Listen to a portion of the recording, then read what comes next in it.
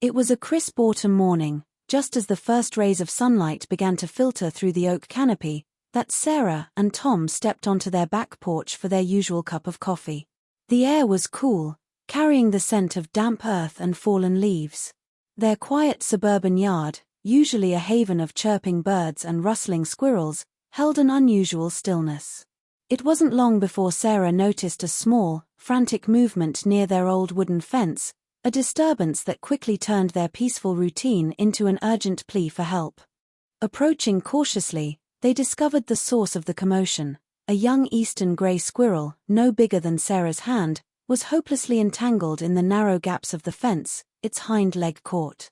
Its tiny body trembled with fear and exhaustion, a desperate squeak escaping its throat with every struggle. Tom, an engineer by trade, immediately tried to gently free the creature, but the fence's unforgiving lattice held fast. They quickly realized this was a job beyond their casual ability, a delicate operation that could easily cause more harm. With initial attempts proving futile and the squirrel growing weaker, Sarah knew they needed expert assistance. She quickly searched for local wildlife rescue organizations, her fingers flying across the phone screen. Within minutes, she was on the line with Wildwood Wildlife Rescue, a volunteer-run organization dedicated to rehabilitating injured and orphaned animals. Explaining the situation, she felt a glimmer of hope as the dispatcher assured her a team member would be dispatched as soon as possible. The waiting began, an agonizing period filled with worry for the small, trapped life. Just over an hour later, a van bearing the Wildwood logo pulled up to Sarah and Tom's driveway. Out stepped Alex Chen, a seasoned wildlife rehabilitation specialist, carrying a small kit of tools and a calm, reassuring demeanor. After a quick assessment of the situation, Alex confirmed their fears. The squirrel's leg was indeed tightly wedged, and any forceful extraction could cause irreparable damage. He explained the delicate approach required, emphasizing patience and precision to minimize stress and further injury to the already terrified animal. Alex began the meticulous rescue. He first draped a soft cloth over the squirrel to calm it, then carefully applied a tiny amount of lubricant around its leg. Using small, specialized pliers, he slowly and gently widened the gaps in the fence slats, millimeter by agonizing millimeter.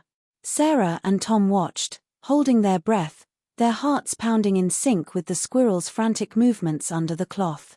The process was slow, painstaking, requiring a steady hand and an immense amount of patience, each second feeling like an eternity.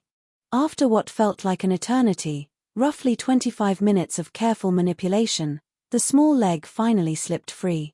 The squirrel, momentarily disoriented but no longer trapped, remained still under the cloth. Alex gently scooped it into a transport carrier, checking for visible injuries. The leg was bruised and swollen, but thankfully, no bones appeared broken. It was a victory, but a fragile one. The small creature, now named Rusty by the family, was still in shock and needed immediate veterinary attention to ensure a full recovery. Sarah and Tom breathed a collective sigh of relief.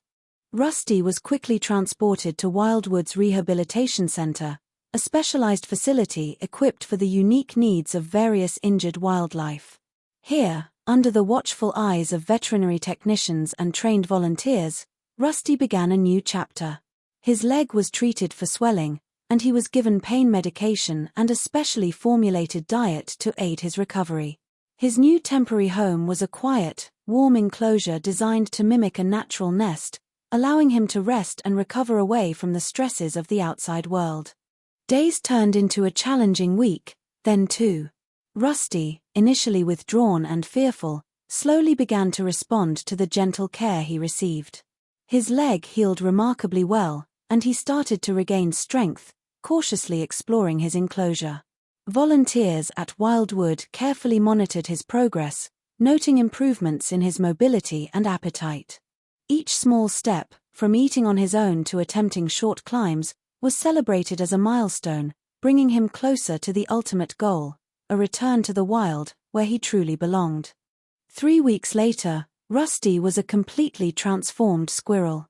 His leg had fully recovered, his fur was glossy, and his eyes sparkled with renewed energy. He had gained a healthy amount of weight and demonstrated all the natural behaviors necessary for survival in the wild. The team at Wildwood made the unanimous decision: Rusty was ready. Alex, who had led the initial rescue, felt a profound sense of satisfaction. It was a testament to the collective effort and dedication that brought this small creature back from the brink. Finally, that long-awaited afternoon arrived.